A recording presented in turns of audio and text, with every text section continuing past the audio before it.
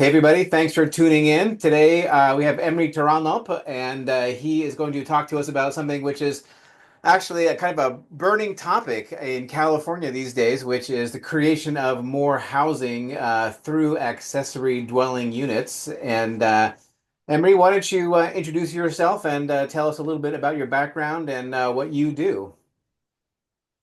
Hey, I'm Emery, and I am a part of Hoity Consulting. I founded about a year and a half ago upon a legislative change that allowed separate conveyance and sale of ADUs. And we're working with my team of four to help residents with a system that we have in place to transform their ADUs into sellable properties across California. And this is a hot topic, like you've mentioned, Seb. It certainly is in now two jurisdictions. First being City of San Jose, and now the city of Santa Cruz.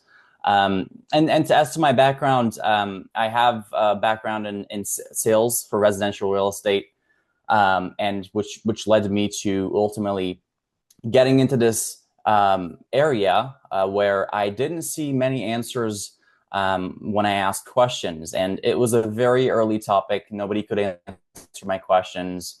And I said, well, if nobody can answer it, we need to put together a system and be able to help people get through this process of making their ADU sellable. And this is to say, it is not a part of the sales process. It is pre-sales process, meaning it's you have to make your ADU sellable with what we call ADU condominium conversions.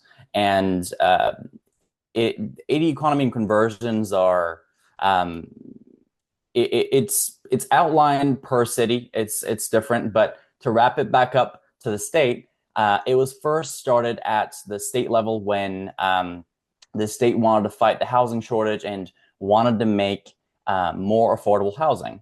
And ADUs were a great option for this, and they wanted to be able to convey and sell ADUs. So they said, okay, let's come up with this plan. And if it works, we can allow our cities, it's mentioned as agencies, to allow their residents, their audience with ADUs or who want to build ADUs to sell or separately convey their ADUs. And this drew forward, and beginning of 2024, the state adopted this, and city of San Jose was the first city to actually come forward and adopt an ordinance allowing their homeowners to do this.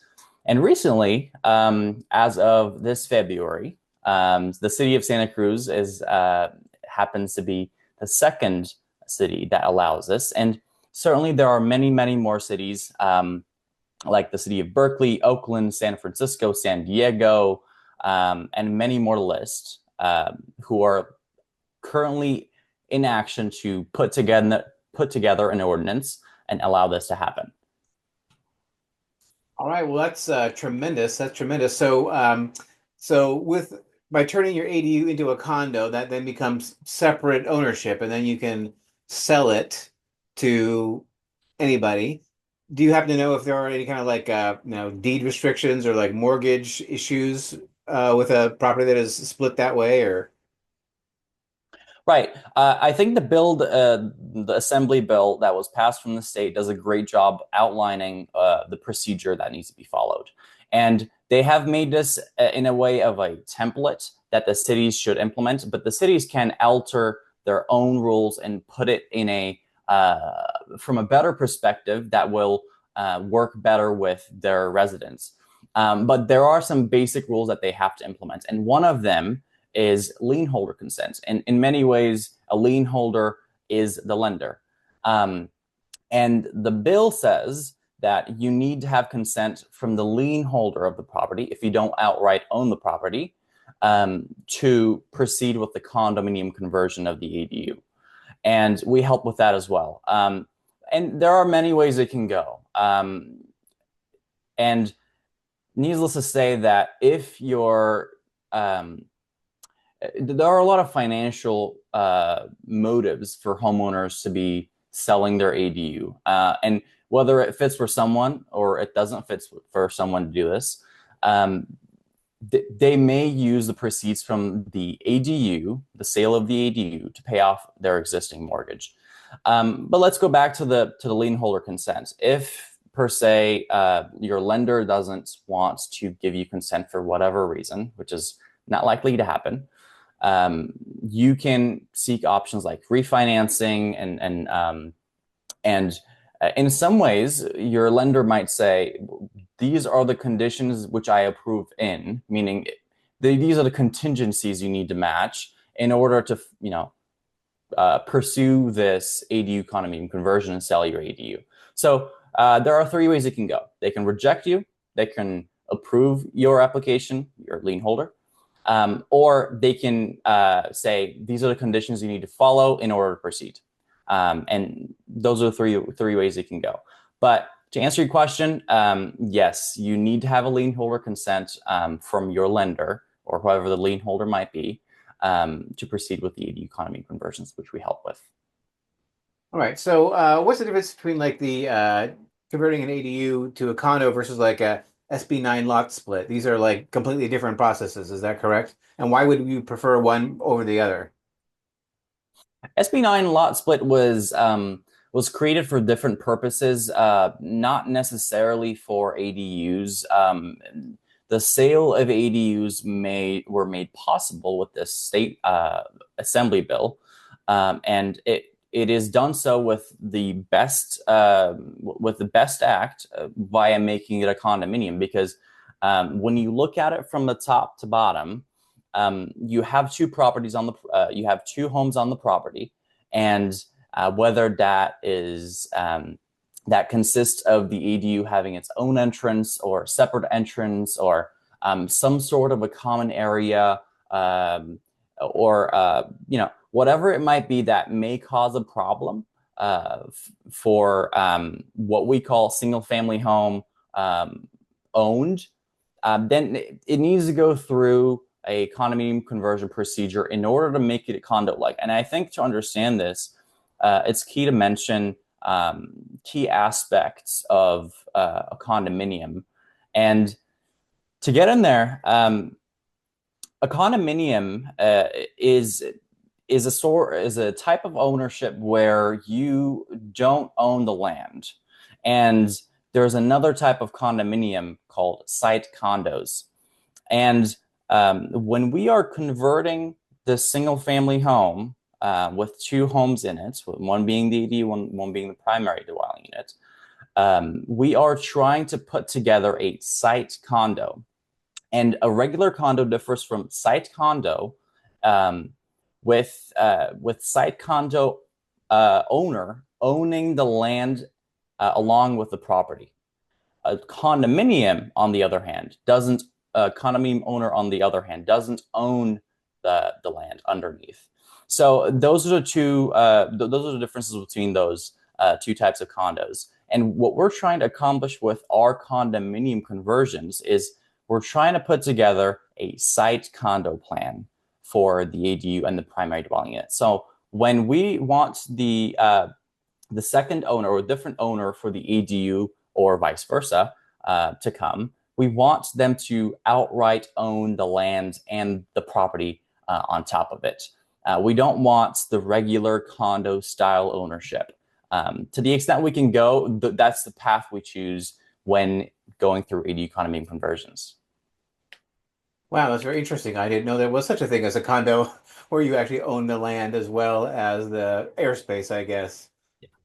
Wow, that's super very interesting. So, but when you're creating these ADUs, you do need to create like a governing association, right? A homeowners association. Is that not one of the requirements for this, or? Yeah, exactly. When you're creating a condominium, you need to have what's called an association. Whether you call it a homeowners association or regular association. I like to call it an association because it's not necessarily a tight relationship like a conventional HOA might be. I like to call it an association because it's just an association between the two units and the two owners. And we make this association as separate and as divergent as possible because we want them to have the feeling of separate ownership as of a single family home. So, but like when you create the association, like do you fund it with like a reserve, right? Like if there's like a shared component, like a roof or something like that, or how does that work?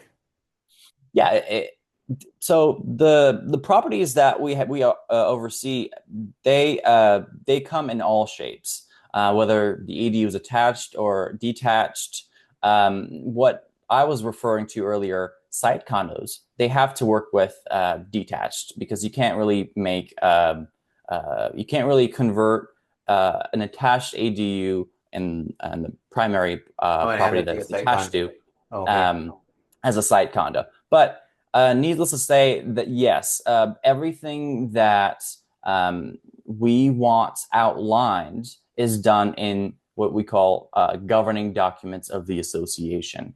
And that is a CC&Rs that we outline the rights, the responsibilities, and the tangible and intangible assets within the governing documents. Like a driveway, right? So I mean, like there might be a reserve for the driveway, or is that typically not done? So depending on the characteristics of the property and what the original owner who's hiring us to condo convert the property wants to do, as long as it complies with the local jurisdiction, we're happy to proceed and discuss it with them which approach would be the best. But majority of the cases, we want to avoid common areas in order to avoid HOA fees. The more there is to collectively and responsibly maintain, then there is more to pay monthly. So we want to set up our HOAs in a way that there's no maintenance fees and there is no monthly dues or quarterly dues.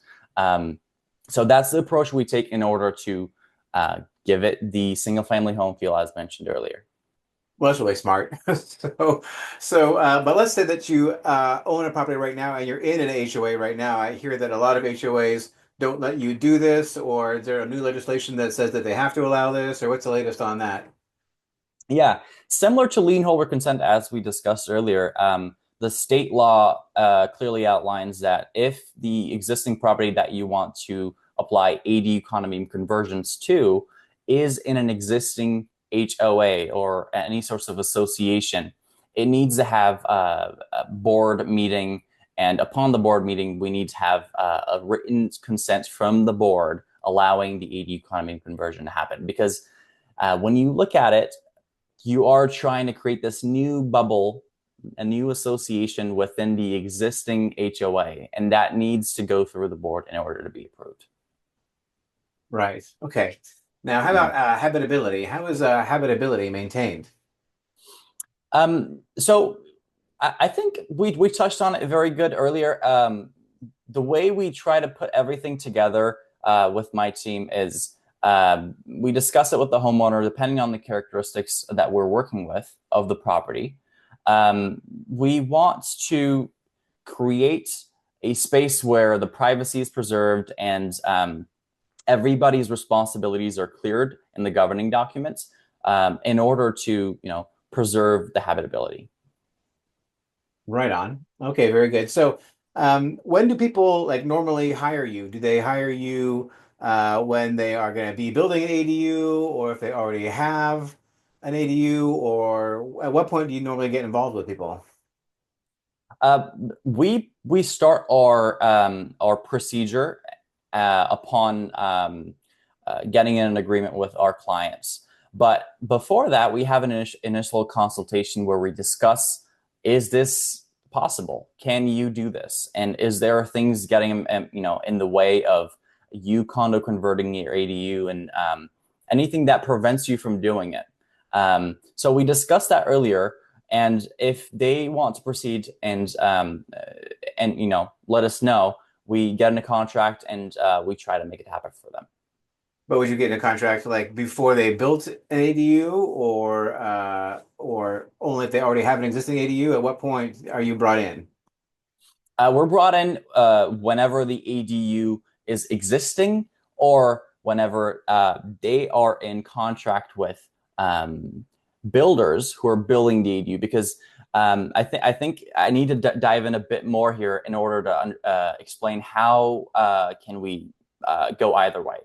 I think it's pretty straightforward when you look at it from working with the existing ADUs. The ADU is already in place, and we can proceed because we can see everything, we can observe everything, and we can follow the procedure given by the cities and the state. But it gets intricate when you start to work with homeowners who are looking into building an ADU. Though we can proceed and have clients who are currently building the ADU, we need to discuss certain terms. And those are, to get into detail, we have, my team includes me as the consultant who is the speaking face for the client. And I have a team of lawyers who are handling the document creation for the governing documents as discussed earlier.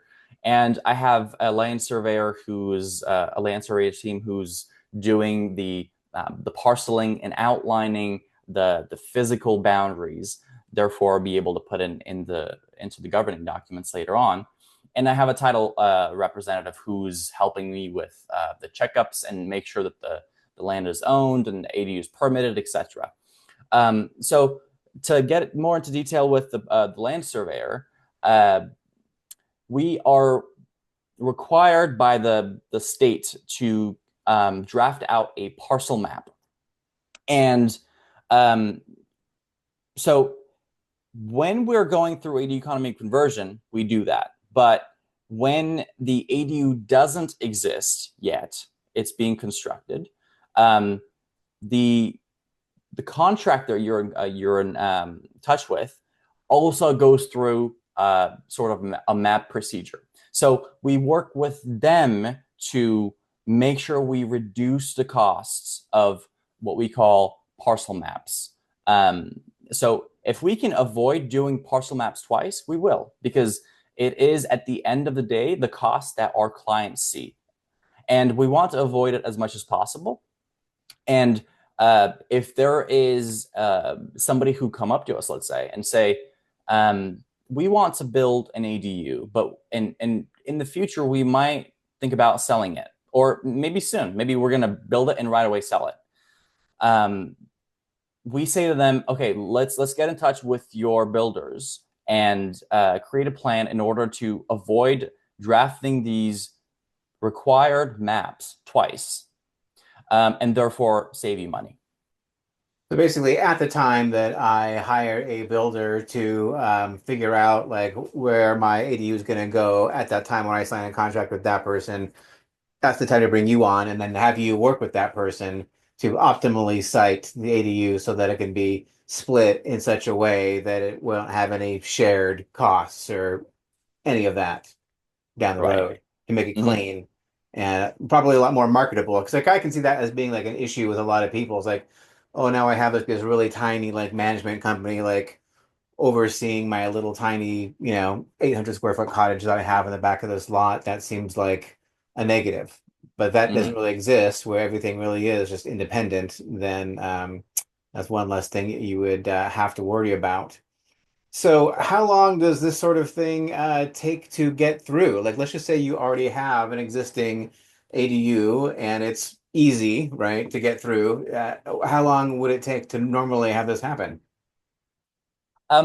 Working with existing ADUs, the application in and of itself for the city to get back to us, it should be about 2 months, but obviously it changes and differentiates between jurisdictions. But in total, the client gets in contract with us. We work on it, put down, have our land surveyor survey, have our attorneys put intangible and physical aspects of the responsibilities and any part of this property's details into a governing document. And we submit an application, and we get a return from the application, and we record it with the county upon approval. And that should take anywhere from 3 months to 4 months. Obviously, we're working with different jurisdictions. It's really hard to say exactly what it is and exactly what the application is going to bring us back. They might say, here's why we deny it, and here's what you need to change with your application. So it's more like a trial and error. We test it as we go and try to make it as transparent with our clients as possible when it comes to providing them with deadlines. But although I can't say an exact amount of time because every application is different, I can say that the ballpark figure is about 3 to 4 months. 3 or 4 months. Okay, so in 3 or 4 months, you will have basically approval, if all goes well, from the city of San Jose or Santa Cruz to have your condo conversion completed. And then are there any steps that happen after that? Like, what do you actually have to do? You have to file some more paperwork to actually like say, okay, now we have our approval. You take it to the county and it's recorded, and then that's it. Yeah, what's left after the city approval is pretty much take the documents and send it to the county, and they record it. There's no sort of application from the county. They just are there to record it. Huh. So it goes in as public data, and we do that for our clients as well. I think it would help for us to go through our procedure step by step, but I think it would take a good amount of time. But you can see the procedure in our website. We post them per agency. So it's different. If you live in Santa Cruz, the procedure that we follow for you is different than the procedure that we follow for the city of San Jose. Although they're very similar, we need to watch out for certain keys and aspects that the city wants us to look for. So we post our procedures by agency, and you can find that resource on our website at hoidu.com. So what are the fees like this to do something like this? Do the cities make it very expensive for this to happen, or how's that look like? Depending on the intricacy of each step that we have within the procedure, we provide a custom estimate for a custom offer or a quote for the client. We don't do estimates. We're very clear, and there's going to be a specific cost that you'll pay, and there's no extra, no surprises. And as to how much it costs, again, we work with different types of properties with different characteristics and different requirements and different works that need to be done on them. But approximately, we're right now looking at $50,000 to $60,000 for the whole thing for the city of San Jose. I think the price is going to change sometime soon upon new things that come and go and be implemented into the procedure and alter what needs to be done. But for now, the ballpark figure would be 50 to 60,000 for the city of Santa Cruz. In the city of San Jose, right? And those are just the city fees. Does that also include like surveying and all that? It's like a total out the door kind of price, or this is actually what we charge for everything. And our service includes the consultation, the drafting of the governing documents done by our attorney, and drafting of the parcel map and other necessary maps done by our surveyor team, and also the application fees associated with what we pay to the city in order to have them approve this. so the city has no fees beyond that. The figure of that 50,000 to 60,000 is all inclusive for the four things that I mentioned. Right. Okay. Yeah, the city fee if it differs, it's really different for everyone. They charge by hour mostly, so depending on how long it takes for them to review the application, plus the set fee that they have, that's what they charge. Right. Got it. Okay. So now what about the property tax implications for doing that? So like let's just say I have a house and ADU, and like separately they were worth 1.5, or sorry, together it was like worth $1.5 million. But now I split it. But then I Prop 13, so my tax basis is not market value. My tax basis is $600,000. So what does it look like after I've split off my 800 square foot or I think it's 725 square foot ADU? Yeah, it's really key to understand that the recording of a condominium plan does not trigger reassessment of the property. Um, and upon the sale of the ADU will have a different tax because it's going to change ownership and it's going to be reassessed. But it's key to understand that condominium plan does not trigger a reassessment of the property as a Huh. whole. Well, that's really important to know. Yeah. That's a very big Yeah, bonus. the jurisdiction makes it really easy for us to proceed, and uh, for sure that people who are considering selling their ADU before you sell the ADU, you're going to have no tax reassessments. Even if you condo convert, that's the first steps to do so. Um, so you know people who are talking to us about doing their condo conversions, one of the biggest motivations that I see is that they're paying, let's say, $22,000 for the property, and they condo convert and they sell the ADU separate, which is about, let's say, third of the property. And upon the sale of the ADU, it's as if you sold one third of your property. So the originally assessed home that you have of 22,000, that goes down, about 7 to 8,000 because it's one third of the property. So you minus 7,000 from, 22,000, then you're left with $15,000 of property tax. So in a way, it decreases the total tax you're paying for your property. Obviously, without the ADU, now the ADU is sold. Right, right. Well, that is terrific.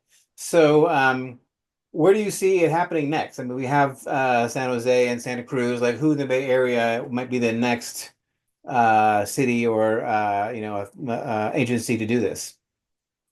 We're in deep conversations about this too. The city of Berkeley and the city of San Francisco and the city of San Diego, those are the three big names that are currently opting in as we speak. They haven't, made any dates effective published yet, but they are currently, as known, opting in for this ordinance. All right, very good. Now, so what about like a attached garage ADU conversion? Is that something you guys also handle? And in that case, you would own the dirt too, also in that little section of the garage. Is that how that works? Or Right. Any sort of ADU. If your ADU is classified as an ADU given by your city and it's permitted, it's legal, we can proceed with ADU condominium conversions. As long as it makes sense for you to sell your ADU and wants to proceed, we can proceed. It just can't be an unpermitted ADU. It's not recognized by a legal ADU from the city, or it's a JADU. Those are the two things that we need to clarify here. If it's not legal and if it's a JADU, we can't proceed. But if it's an attached ADU or if it's a detached ADU, any sort of ADU, even if it's if it's garage converted or whatever converted, we can proceed. but in the case of a garage conversion, it would be a not a site condo, right? It would be an actual traditional airspace condo. Is that correct? You know, looking at the homes in Santa Cruz with ADUs, so many of them are detached garages, and those are what are converted to ultimately being ADUs. So if you're talking about attached ADUs, yes, site condo is really hard to do. But if you're talking about detached garages that are converted to being ADUs, then we're talking about most likely a site condo. Right. Okay. But Mhm. you guys can do the non-site condos in cases where that actually has to happen. Right.